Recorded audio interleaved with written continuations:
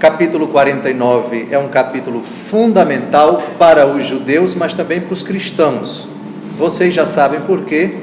É uma espécie de testamento espiritual, porque na bênção de Jacó a cada um dos seus filhos, nós temos delineadas, de certa forma, as histórias de cada uma das tribos.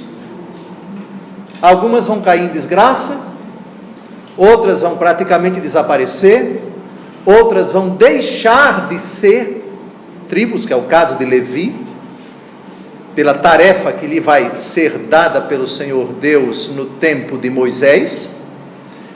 E também nós temos aqui já a profecia sobre nosso Senhor Jesus Cristo, pela primeira vez. É lógico que o livro do Gênesis, porém inimizade entre ti e a mulher, entre a tua descendência e a dela, é o primeiro anúncio, digamos assim, implícito do Evangelho. Os padres da igreja chamam de proto-evangelho. Mas no final do livro do Gênesis, nós temos aqui a bênção que Jacó concede a Judá e a bênção que ele concede a José. Os dois vão se destacar. O mais velho vai perder a primogenitura. Vocês sabem exatamente por quê lá atrás. Ele caiu na tolice de praticar sexo com uma das concubinas de Jacó, o seu pai, Bala. E o seu pai soube. Na hora não tomou nenhuma providência. A providência vai ser agora. Mas fica a pergunta: se o mais velho perdeu o direito de primogenitura, quem acabou ficando com a primogenitura? Teria sido o segundo ou teria sido Judá? Curiosamente, o livro do Gênesis não fala e nenhum outro livro fala. Há uma discussão aí, mas para nós cristãos é irrelevante, porque a tribo que vai se destacar, o rebento de Jessé, de onde viria o Salvador, viria da tribo de Judá. Então, vamos ao capítulo do ocaso da vida de Jacó, quando ele reúne todos os seus filhos, para cada um dirige uma bênção. Alguns chegam a dizer que, do ponto de vista estilístico, esse capítulo 49 é um poema, como queira. De qualquer maneira, é um poema que vai dizer o que vai acontecer com eles, e a gente vai ver em outros livros que tudo aquilo que Jacó afirma aqui, na sua bênção a cada filho, vai acabar se realizando. Versículo 1. Jacó chamou seus filhos e lhes disse: reuni-vos, porque eu quero anunciar-vos o que vos há de acontecer nos dias vindouros. Pronto. Aqui a gente já sabe perfeitamente que não estamos diante de uma bênção qualquer. Lembram-se logo no começo do estudo do Gênesis que a gente viu que no mundo antigo a bênção do pai significa muito, muitíssimo. Negar a bênção significa praticamente condenar o filho. E não pedir a bênção, o cristianismo e o judaísmo nesse sentido, eles remontam a essa época. Uma família cristã cujo filho não pede a bênção ao pai, isso é caso para a Polícia Federal. Imaginar um filho que não pede a bênção ao pai. Mas é inimaginável que filhos de pais católicos não tenham o costume diário de pedir a bênção ao pai, à mãe, e é inimaginável que uma bênção solicitada seja negada pelo pai e pela mãe, que seria, na mentalidade do Novo Testamento e do Antigo Testamento, uma morte para o filho. Seria como se o pai cortasse o filho, como se cortasse um pedaço do corpo. Então, aqui nós temos teremos bênçãos que não são bênçãos quaisquer, são bênçãos profecias. Ajuntai-vos e ouvi, filhos de Jacó, escutai, Israel, vosso pai. Aqui é curioso como no versículo 2, ele evoca dois nomes, o nome, digamos assim, que o seu pai, o velho Isaac, lhe deu, e também o nome que Deus impôs a ele quando ele lutou com o anjo, e ele acabou vencendo. O nome de Jacó foi mudado para Israel, vocês lembram, no episódio de Betel, na luta de Jacó com o anjo. Bem? Então, escutai, Israel, o vosso pai. Filho de Jacó, Jacó e Israel são sinônimos. Versículo 3. Vamos então ao primeiro filho, o filho mais velho. Vamos recordar a etimologia de cada filho, do nome de cada filho. Ruben, ele viu minha aflição. Simeão, significa ele ouviu. Levi, significa ele se unirá. Judá, eu darei glória, ou louvor, que é a mesma coisa. Zabulon, significa ele me honrará. Issacar, aquele que foi tomado em penhor, ou salário. Dan, aquele, Deus fez-me justiça. Gad, significa boa sorte. Azer, significa todos me felicitarão. José, aquele que Deus acrescentou, ou acrescenta. Neftali, significa eu lutei. E o caçula, o ponta de rama, Benjamim, significa filho da direita, ou filho de bom augúrio. Tudo isso também a gente já viu. Então vamos à bênção do primeiro, que na verdade vai ser um corte. Ele vai ser elogiado pelos méritos que Deus concedeu para ele ao longo da vida. Um rapaz impetuoso, violento, atrevido, ousado, e vai ser elogiado pelo pai agora, só que vai perder o direito de primogenitura. Versículo 3.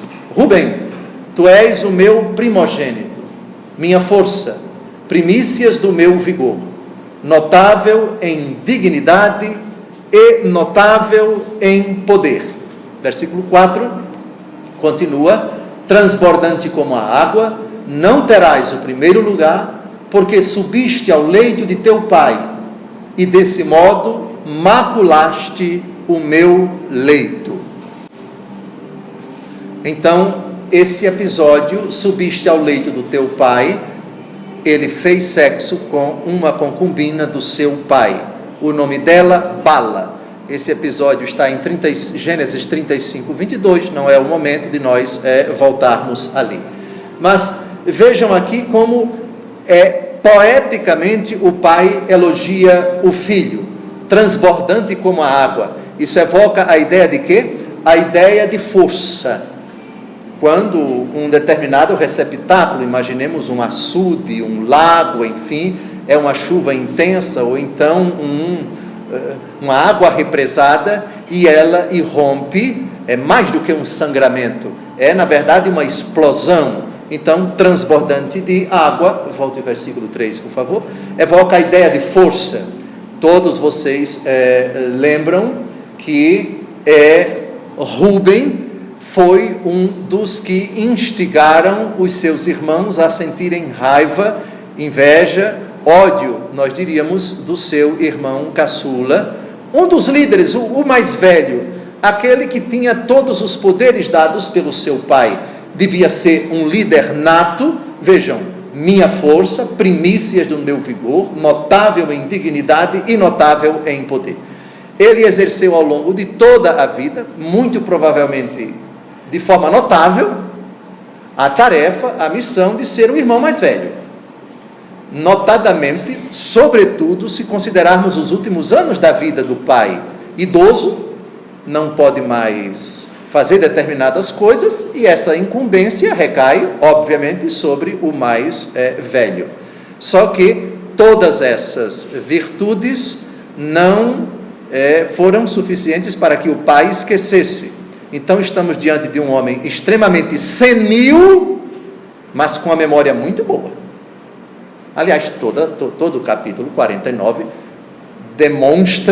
denota que quem está falando é uma pessoa de muito vigor, porque ele vai associando a cada filho determinadas coisas, seja do passado, seja do futuro, e as coisas do futuro, curiosamente não, providencialmente, todas elas acabam acontecendo, principalmente Judá.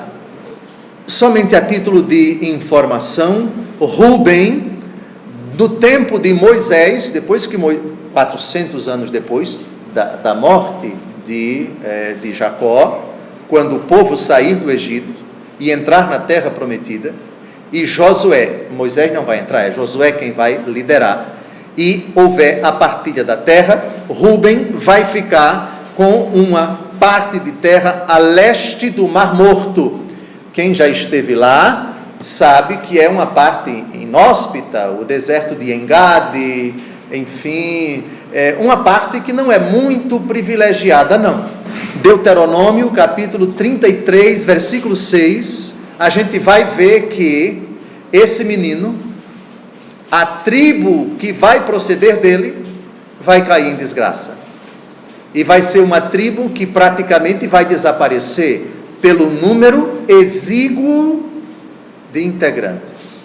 Vamos ler em voz alta a bênção às tribos que Moisés vai dar antes de o povo chegar ao limite da terra prometida, o Monte Nebo, né, que hoje é Jordânia, a bênção que ele vai dar mais ou menos por ali. E vejam que coisa curiosa, passados 430 anos no Egito, quando se imaginava que a tribo do filho mais velho cresceria, decresceu. Vamos ler em voz alta, versículo 6, que Rúben viva e não morra jamais, e não seja reduzido a um punhado de homens. Não é praga do seu pai, não é praga, mas perdeu a primogenitura. Pergunta-se, em 430 anos, o que teria acontecido para que os descendentes de Rúben não vingassem? Ou seja, para que 430 anos depois, a tribo de Rúben fosse reduzida a um punhado de homens? Vai ser um mistério, vai permanecer um mistério. Versículo 5, Simeão e Levi são irmãos, suas espadas são instrumentos de violência. Vamos até o versículo 7, porque é uma profecia muito dura, dirigida a dois irmãos. Parece que os mais violentos, os mais estourados, os mais litigantes, os mais sanguinários de todos os outros. E vocês já sabem por quê, qual foi o episódio que eles lideraram para manifestar um verdadeiro banho de sangue. Então continua: minha alma não participe de suas maquinações, meu coração jamais se associa às suas reuniões, porque em sua cólera mataram homens, e em seu furor enervaram touros. Maldita cólera que os levou à violência, maldito furor que os induziu à crueldade. Hei de dispersá-los em Jacó, hei de espalhá-los em Israel. Bem, os dois, repito, eles lideraram o ataque contra os siquemitas, na cidade no tempo de Jesus, Sicá, no tempo deles, Siquém. Dina, sua irmã, foi estuprada. Foi apenas um rapaz, mas eles, não satisfeitos, queriam a vingança para além do menino, e mataram não apenas o menino, mas todos da tribo. Um verdadeiro banho de sangue. Não é preciso ler, Gênesis 34, de 25 a 30, e a punição, digamos assim, vai ser a dispersão. Daqui a pouco a gente vai ver. Agora, aqui a gente percebe que Jacó condena a violência. Jacó era um homem pacífico, mas teve uma situação em que ele precisou pegar em armas. Quem lembra? No encontro passado, nós vimos que ele chamou José e disse a José que a terra que ele havia adquirido em Siquém, exatamente a terra lá onde Dina foi estuprada, a terra seria de José. Mas ao dizer a José que ele precisou pegar em armas para readquirir a terra, aqui nós temos uma exceção. Jacó foi um homem sempre de paz.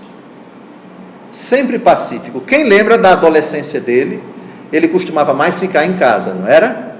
Esaú não era o pastor, não ia para o campo, não era? E Jacó ficava em casa, era um homem muito reflexivo. E parece que isso marcou muito o temperamento dele a vida inteira. Mas tem uma exceção, ele precisou pegar em armas. Ele aqui condena a violência dos seus 2 filhos, Simeão e Levi, mas teve um momento, é claro, a gente vai ver agora o versículo, foi por necessidade. Ele não tinha outra alternativa. Parece que a terra que ele comprou foi invadida e ele precisou colocar para correr na marra com as armas quem havia tomado injustamente a terra que lhe pertencia. Dê uma olhada em Gênesis 48, 22. Dou-te a mais que teus irmãos uma porção que conquistei aos amorreus com minha espada e meu arco. É somente para ilustrar que Jacó repudia a violência desnecessária, a violência exacerbada, a violência grotesca dos seus 2 filhos, mas ele, por motivo de necessidade, precisou pegar em armas. Muito bem, ao dizer que Simeão e Levi serão dispersos em Israel, vamos dar uma olhada em Levi, que antes era uma tribo e depois vai se tornar uma classe sacerdotal. Em Deuteronômio 10, de 8 a 9, Deuteronômio 10, de 8 a 9, foi nesse mesmo tempo que o Senhor designou a tribo de Levi para levar a arca da aliança do Senhor, para estar na sua presença, servi-lo e abençoar em seu nome o que ela continua fazendo sempre. Por isso Levi não teve parte nem herança com seus irmãos, porque o Senhor mesmo é o seu patrimônio, como lhe prometeu o Senhor teu Deus. Então a promessa, o desejo de o Senhor Deus tornar os varões de uma determinada tribo exclusivamente dedicados ao templo é bem posterior a Jacó. Quando Jacó abençoou os seus filhos, abençoou como chefes de tribo. Só que Levi, 400 anos depois, a tribo de Levi vai deixar de ter um quinhão. Portanto, quando fizer a distribuição da terra, já com Josué, Levi não vai ter terra, só vai ter algumas cidades. Muito bem. Simeão, idem. Josué 13, a partir de Josué 13, nós temos a divisão da terra prometida. Muito tempo depois, por favor, 450 anos depois de Jacó. Então, no capítulo 13, a descrição da Transjordânia, capítulo 14, divisão da Palestina, aí no capítulo 15 começa a parte que vai caber a cada tribo. Parte da tribo de Judá, as cidades de Judá, todo o capítulo 15, capítulo 16, a parte de José, entenda-se, Efraim e Manassés, e depois vem, ainda no capítulo 18, aí vem, 19, a parte que vai caber a Simeão, versículos de 1 a 9, então o livro de Josué, parte que vai caber a Simeão. Vejam aí, eu vou dispersar, vou dispersá-los em Jacó, hei de espalhá-los em Israel. É curioso que eles não vão ter uma terra limitada, eles vão morar em cidades, aqui, ali e acolá. E Levi vai ficar disperso, porque não vai pegar nenhuma terra, porque eles vão integrar a tribo sacerdotal. Alguém pode dizer, Dom José, isso foi um castigo? Bem, se você inserir o que está no versículo 7, hei de dispersá-los, hei de espalhá-los, com o que Jacó diz nos versículos 5, 6 e no comecinho do versículo 7, de certa forma sim, porque eles não vão ter o que as outras tribos vão ter, ou seja, uma terra limitada. Isso aqui é nosso, com limites bem claros. Simeão não vai ter, Levi não vai ter. E o curioso é que o mais velho, a tribo dele praticamente vai desaparecer. Mas vamos continuar. Versículo 8. Judá, teus irmãos te louvarão. Pegarás pela nuca os inimigos. Os filhos de teu pai se prostrarão em tua presença. Atenção, que é a bênção talvez a mais extensa do capítulo. E por que Judá nos interessa? Porque Jesus é da tribo de Judá. Me permitam ler toda a bênção, tá certo? E depois a gente vai fatiar e fazer algumas pontuações, versículo por versículo. Filhote de leão, Judá, voltas trazendo a caça, meu filho, dobra-se, deita-se como um leão, como uma leoa, quem o despertará? Não se apartará o cetro de Judá, aqui está a profecia propriamente dita, nem o bastão de comando dentre seus pés, até que venha aquele a quem pertence por direito e a quem devem obediência os povos. Amarra a videira o jumentinho, a cepa o filho da jumenta, lava com o vinho suas vestes, com o sangue das uvas o seu vinho. Avante. O vinho aumenta o brilho de seus olhos, seus dentes são brancos como o leite. Judá, teus irmãos te louvarão.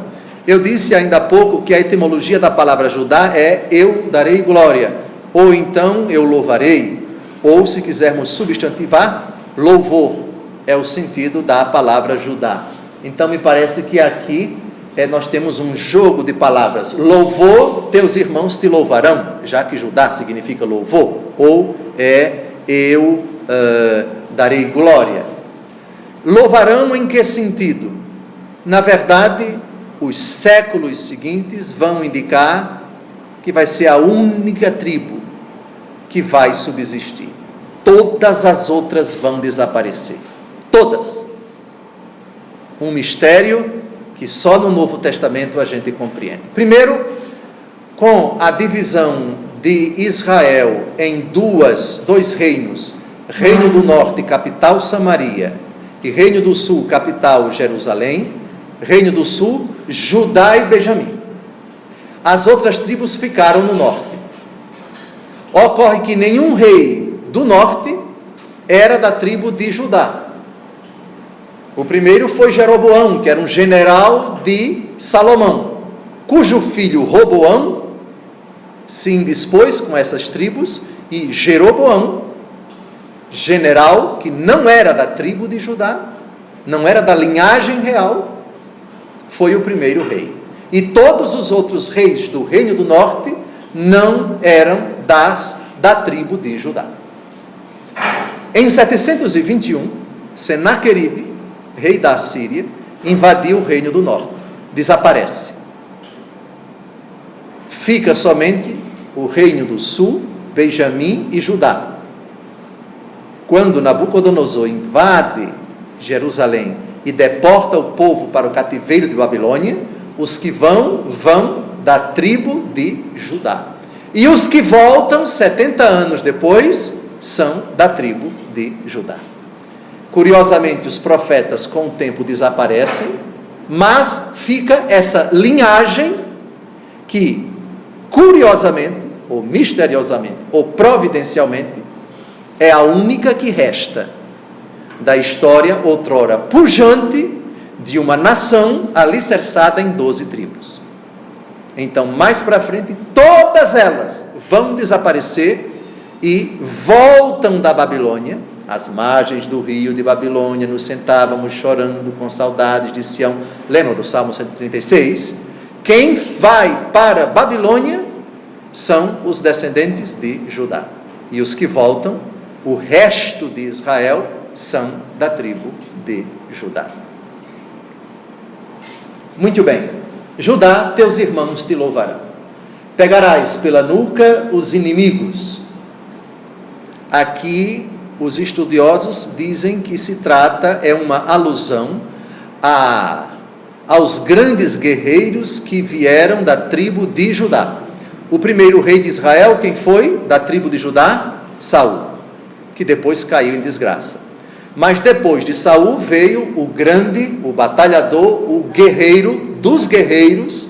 Nenhum guerreiro é tão elogiado no Antigo Testamento quanto ele, o rei Davi. Muito bem. E outros reis que fizeram o que agrada ao Senhor, da linhagem de Judá. Então, pela nuca os teus inimigos, uma alusão ao caráter bélico, extremamente, digamos assim, litigante da tribo de Judá. Foi com Davi e também com Salomão, que era o rei da paz. Poucas batalhas no tempo de Salomão, mas Salomão garantiu os limites que o seu pai consolidou. Ele aumentou os limites de Israel, de sorte que, por ocasião da morte de Davi, Israel era bem maior do que no tempo de Saul. Mas isso foi graças a lutas, a batalhas. Davi foi um guerreiro, desde quando ele lutou contra o gigante Golias até ao fim da sua vida. O seu filho, menos. Salomão vem de Shalom, Shalom é paz. Foi um reinado pacífico, mas ele só administrou aquilo que o seu pai conquistou na marra, que conquistou com guerra, com muita batalha. Davi era um guerreiro nato. Os filhos de teu pai se prostrarão em tua presença. Obviamente que não é na vida de Judá, mas nos séculos vindouros, porque todo Israel se prostra diante de Davi, da tribo de Judá, se prostra diante de Salomão, um dos homens mais sábios, e obviamente que essa profecia aqui se refere, em última instância, a nosso Senhor Jesus Cristo. Ao nome de Jesus, nosso Senhor, se dobre reverente todo o joelho, no céu, na terra e nos abismos, e toda língua confesse para a glória do Pai, Jesus Cristo é o Senhor. Todos se prostrarão. Então, é uma profecia que, em última instância, se refere a nosso Senhor Jesus Cristo. Todos se dobram, até os pagãos, nos magos do Oriente, que vieram adorar nosso Senhor, até os demônios no Evangelho. Filhote, versículo 9, filhote de leão, Judá, voltas trazendo a caça, meu filho, dobra-se, deita-se como um leão, como uma leoa, quem o despertará? Filhote de leão. A imagem do leão, que dependendo do contexto, tanto pode significar Jesus Cristo, como pode significar o demônio. Na 1 Pedro, capítulo 5, versículo 8, diz: eis que o vosso adversário, o demônio, vos rodeia como leão que ruge, buscando a quem devorar. Aqui é uma força usada para o mal, para destruir a obra de Deus. O demônio é o inimigo de Deus. Mas aqui é a força que agrada a Deus. Força concedida por Deus. Lembram dos 4 animais de Ezequiel, capítulo 1, e de Apocalipse, capítulo 4, que Santo Irineu, bispo de Lyon, viu uma analogia, uma simbologia, uma relação com os 4 evangelhos. Então, a figura do homem é São Mateus, a figura do leão é a figura de São Marcos, porque o evangelho começa no deserto, onde fica o leão. A figura do touro é São Lucas, porque o evangelho que começa com o sacrifício no templo. E a figura da águia é o evangelho segundo João. Por falar nisto, vale a pena ver Apocalipse capítulo 5, versículo 5. São João, que conhecia muito bem o Antigo Testamento, chama Jesus de o leão da tribo de Judá. A impetuosidade do seu amor pelos homens, a sua coragem, o seu destemor, que não receou nem temeu a morte. Apocalipse 5:5. Então um dos anciãos me falou: não chores, o leão da tribo de Judá, o descendente de Davi, achou meio de abrir o livro e os 7 selos. Então é uma imagem que São João tira exatamente desse versículo. Quem o despertará? Alguns padres da igreja viram nesse despertará uma alusão bem longínqua à ressurreição de Jesus, cujo corpo sem vida foi colocado depois de sua morte no Calvário, no sepulcro, e despertou ao terceiro dia. Uma alusão bem remota, bem longínqua da ressurreição, já que São João vai chamar Jesus de o leão da tribo de Judá. Quem o despertará? Quem é essa figura que se identifica com esse filho de leão? Leão dessa tribo que aqui, pelo seu pai, é chamada de filhote de leão. Agora vem o versículo mais importante, obviamente: não se apartará o cetro de Judá, nem o bastão de comando dentre seus pés, até que venha aquele a quem pertence por direito e a quem devem obediência os povos. Primeiro, não se apartará o cetro de Judá. É a linhagem real por excelência, não há outra. Todos os reis de Israel, da tribo do sul, que conservou a linhagem de Judá, eram desta tribo. Os reis das tribos do norte não eram da tribo de Judá. E vão desaparecer todos eles com suas tribos. Só vai perdurar, só vai subsistir a tribo de Judá. É lógico que aqui essa profecia ultrapassa o Antigo Testamento, porque quem lembra das palavras do arcanjo Gabriel à Virgem Maria a respeito do cetro, da forma como o menino que haveria de nascer dele governaria? Vamos a Lucas capítulo 1, porque a gente tem uma resposta. Nas palavras do anjo Gabriel, Lucas capítulo 1, versículos de 32 a 33. Ele será grande e chamar-se-á Filho do Altíssimo, e o Senhor Deus lhe dará o trono de seu pai Davi, e reinará eternamente na casa de Jacó. Então a figura do rei é identificada, quer dizer, que tem duas realidades que só são concebidas: a figura do rei, o trono e o cetro. Alguém já deve ter visto, vocês já devem ter visto nas grandes solenidades na abadia de Westminster, a rainha Elizabeth, quando ela entra com um cetro pequenininho, de mais ou menos o quê? Uns 70, 80 centímetros.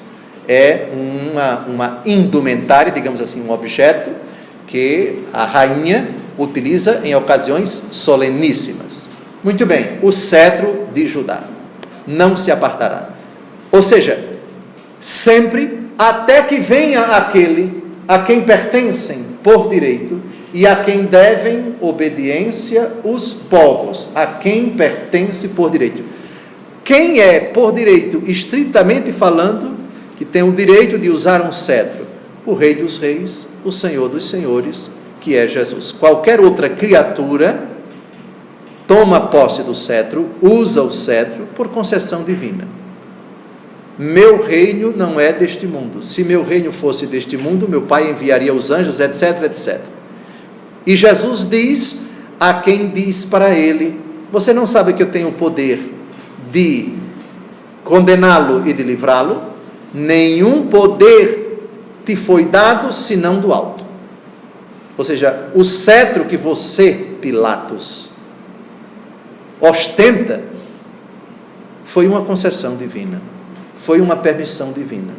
Nenhum poder aqui na terra é nosso em absoluto, é mera concessão de Deus, é mero favor de Deus. Por direito, estritamente falando, aliás, diante de Deus ninguém tem direito a nada, ninguém tem direito de nada, só Deus tem direito. Até que venha aquele a quem pertence por direito, esse cetro, que é Jesus, e a quem devem obediência os povos. Obediência, a obediência da fé, a obediência que leva todo o joelho a se dobrar diante do Senhor. Versículo 11: amarra a videira o jumentinho, a cepa o filho da jumenta. Curioso, quem lembra qual foi a profecia? Jesus não quis entrar em Jerusalém, no que nós chamamos, nós cristãos, de Domingo de Ramos, a pé. Ele quis entrar montado num jumento, filho de uma jumenta. Aqui, curiosamente, fala-se do amarra a videira o jumentinho, acepa o filho da jumenta. Os padres da igreja enxergam aqui uma alusão àquilo que aconteceria em Jerusalém, quando Jesus entraria solenemente para os últimos dias de sua vida. Aliás, quem pode dizer qual foi o brado da população de Jerusalém com ramos de oliveira? Hosana ao filho de Davi. Davi da tribo de Judá. Não existe acaso, não existe coincidência na Bíblia. Há uma verdadeira e profunda conexão entre os textos, entre os acontecimentos. Agora vamos, lava com vinho suas vestes, o sangue das uvas o seu manto. Ele está aqui se referindo àquela parte de Israel que caberia a Judá, reino do sul, não tão pródiga, não tão fértil como o norte, Mar da Galileia, Monte Carmelo, Vale do Esdrelon, enfim, o Vale do Gelboé, aquela região toda que vai até a divisa com o Líbano, que é uma região hoje muito cultivada em todos os sentidos, agricultura, pecuária, etc. Mas o sul, não o deserto do Negueb, mas as proximidades, as montanhas de Ain Karim, aquela região também muito privilegiada e muito cultivada, videiras. Lava com vinho suas vestes, ou seja, você vai tomar posse de uma terra tão pródiga, tão favorável à plantação de vinho, que o vinho vai no seu produto, a uva, que a uva vai no seu subproduto mais importante, que é o vinho, abundar, lavar com as vestes. Sangue das uvas é uma outra forma de você falar do próprio vinho, porque o vinho extraído da uva, a não ser que seja o vinho branco, mas a cor dele é cor de sangue. Ou seja, você vai herdar uma terra muito favorável à plantação de uva. Versículo 12.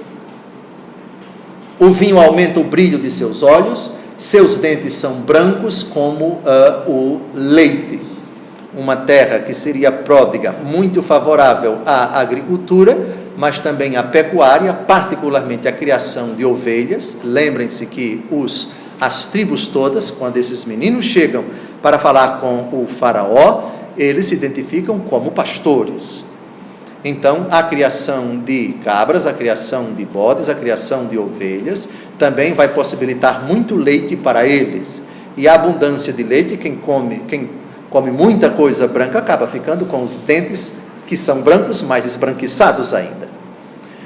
Os estudiosos, então, veem nessa profecia de Judá uma alusão à parte da terra prometida que caberia a eles, aos descendentes de Judá. Um dia, veja que está todo mundo aí no Egito, um dia, quando eles tomassem posse da terra, a terra que caberia para Judá seria pródiga para a agricultura e para a pecuária.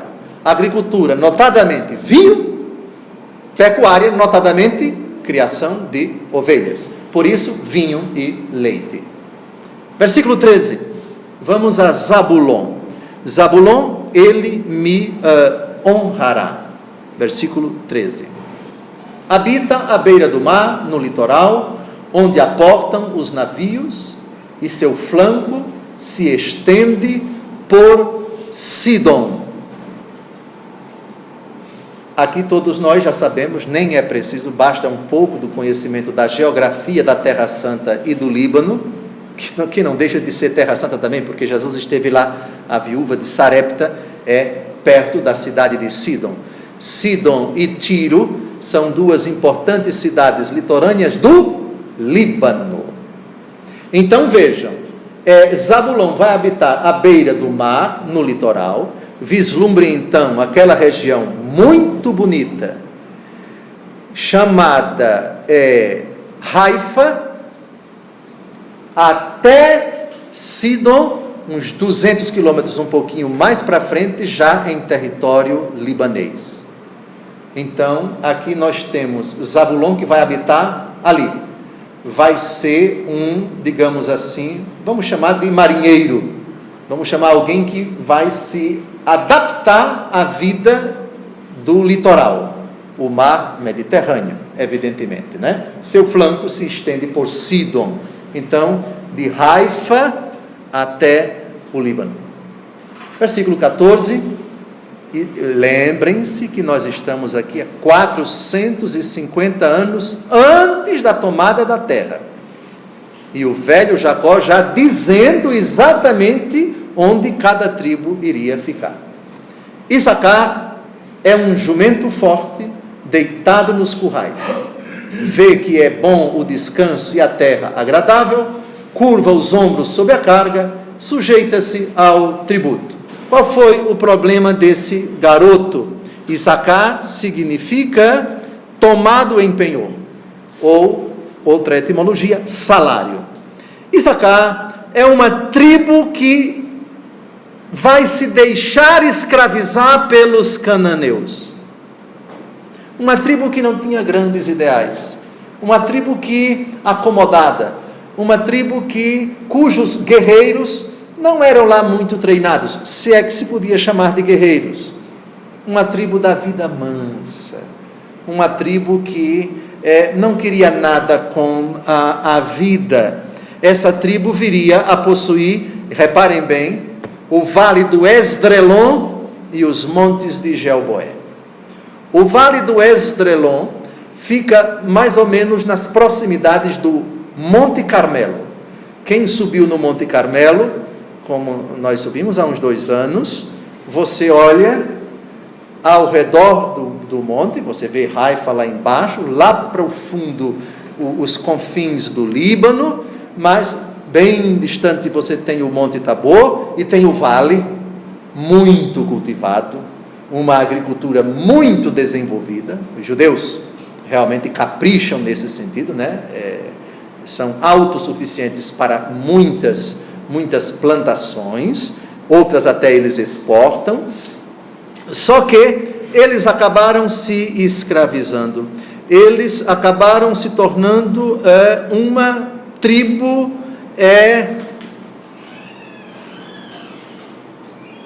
subjugada pelos cananeus. Versículo 16. Dan julgará seu povo como uma das tribos de Israel. Dan será uma serpente no caminho, uma cobra na estrada, que morde a pata do cavalo e derruba o cavaleiro. Vocês lembram qual foi o grande juiz no tempo dos juízes, que se casou com uma filisteia, que acabou descobrindo qual foi o segredo da sua força? Ele tinha uma cabeleira enorme, e Sansão era da tribo de Dan. Os estudiosos veem nesse versículo 16 uma alusão a um dos juízes mais importantes dessa época. Sansão julgou Israel durante 20 anos. O fim da vida dele foi trágico, como vocês sabem. Depois que Dalila contou para os seus compatriotas qual era o segredo de Sansão, eles cortaram o cabelo, levaram lá para a atual faixa de Gaza. Ele faz uma oração e pede força a Deus para destruir todo mundo. Ele morre e os filisteus também morrem. Mas, apesar disso, julgará seu povo como uma das tribos de Israel. O tempo dos juízes foram 13 juízes, 13. O mais famoso, sem dúvida alguma, Sansão. Mas tivemos outros juízes também, como Gedeão, tivemos também Débora, tivemos Aode, tivemos Otoniel e tantos outros. Mas é óbvio que o juiz mais famoso do livro dos juízes, da época dos juízes, foi Sansão, que era da tribo de Dan. Agora, a desgraça dessa tribo, desgraça tão grande, que os cristãos vão tirar o nome dele da relação das tribos no Apocalipse, que aliás a gente já viu quando estudou o Apocalipse. Mas muito bem, o que será isso? Dan será uma serpente no caminho, uma cobra na estrada, que morde a pata do cavalo e derruba o cavaleiro. Uma alusão ao dano que a serpente causa. O capítulo 3 do livro do Gênesis diz que a serpente era o animal mais astuto dentre todos os animais que Deus criara, e símbolo do demônio, a prática da idolatria. A tribo de Dan vai ser a primeira a praticar aquilo que é abominável aos olhos de Deus. Juízes 18, de 30 a 31. E erigiram em seguida o ídolo Jonatã, filho de Gersam, filho de Moisés, e seus descendentes foram sacerdotes na tribo de Dan até o dia de sua deportação. O ídolo de Micas foi conservado entre eles durante todo o tempo que o santuário de Deus ficou em Siló. Então está aqui o pecado da tribo de Dan. E como eu disse, no Novo Testamento, no capítulo 7 do Apocalipse, quando os cristãos dizem a relação dos eleitos, tantos mil de cada tribo, a tribo de Dan não aparece. Apocalipse capítulo 7, por causa da idolatria de Dan. Dan não vai ser citado no Novo Testamento. Reparem, Apocalipse 7, a partir do versículo 5, da tribo de Judá, 12 mil, da tribo de Ruben, 12 mil, de Gade, 12 mil, de Asser, 12 mil, de Neftali, 12 mil, de Manassés, 12 mil, de Simeão, 12 mil, de Levi, 12 mil, de Isacar, 12 mil, de Zabulon, 12 mil, de José, 12 mil, de Benjamim, 12 mil. Dan não aparece. Foi riscado do mapa dos cristãos, por causa desse seu pecado abominável. Espero em vosso socorro, Senhor. Os estudiosos dizem que aqui é a intercalação entre a primeira metade do poema e a segunda metade do poema, porque agora o velho Jacó vai continuar abençoando os seus filhos. Versículo 19. Gade será saqueado por quadrilhas de assaltantes, mas também os assaltará e perseguirá. Gade é uma tribo que vai habitar a leste do Jordão. É um povo guerreiro, como a própria profecia está dizendo. Eles vão ficar numa parte muito privilegiada do ponto de vista do clima e também do terreno. É o Vale do Jordão. Só que o Vale do Jordão faz divisa com o que hoje é a Jordânia, de onde vinham povos estrangeiros que constantemente faziam guerra a Israel. Então era a primeira região que os invasores tinham que pisar. Isso acaba tornando a tribo de Gade uma tribo guerreira ao extremo. Primeiro livro das Crônicas 5, de 18 a 22. Os filhos de Ruben, de Gade e da meia tribo de Manassés tinham em suas fileiras homens valorosos, que traziam escudo e espada, manejavam o arco e eram muito aguerridos, em número tal. Fizeram guerra aos agareus, em Getu, em Nafis, venceram. Os agareus, com todos os seus aliados, lhes foram entregues, etc, etc. Arrebataram rebanhos e assim por diante. Até o versículo 22, vocês têm uma prova de como acabou se tornando a tribo de Gade, uma tribo guerreira. Ou seja, vocês mexem com a gente, mas a gente também mexe com vocês. Vocês brigam conosco, mas nós brigamos com vocês. Ou seja, vocês nos assaltam, mas nós assaltaremos vocês. Vocês nos perseguem, mas nós perseguimos vocês. Nada fica por isso mesmo, uma tribo guerreira. Versículo 20. Azer tem um pão saboroso que constitui as delícias dos reis. Azer vai ficar com um território muito privilegiado, ao norte do Monte Carmelo. Portanto, entre o Monte Carmelo e a divisa com o Líbano, uma região muito privilegiada. Deuteronômio 33, 24. A bênção de Moisés às tribos, portanto, 430 anos depois, a bênção de Moisés. Moisés já profetiza que eles vão ficar com uma parte da terra muito privilegiada. A expressão óleo que a gente vai ler significa abundância, significa fartura. Aser tem o pão saboroso que constitui as delícias dos reis. Vamos ao versículo 24. Para Aser disse: bendito seja Aser entre todos os filhos, seja o favorito de seus irmãos e mergulhe os pés no óleo. Favorito não no sentido de Judá, não no sentido de primogênito, mas no sentido de que pegou, vamos usar uma expressão bem corriqueira, o filé mignon de toda a terra de Israel.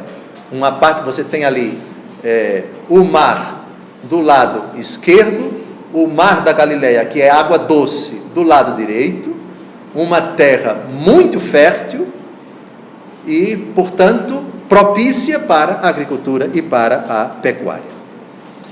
E para concluir, Aser, teus ferrolhos serão de ferro e bronze, e tua segurança durará toda a tua existência. Então vai ser uma terra, por que muito privilegiada?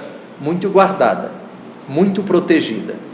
Uma terra que, por ser cobiçada, muito cobiçada por todos esses privilégios, tinha que ser uma terra muito bem guardada.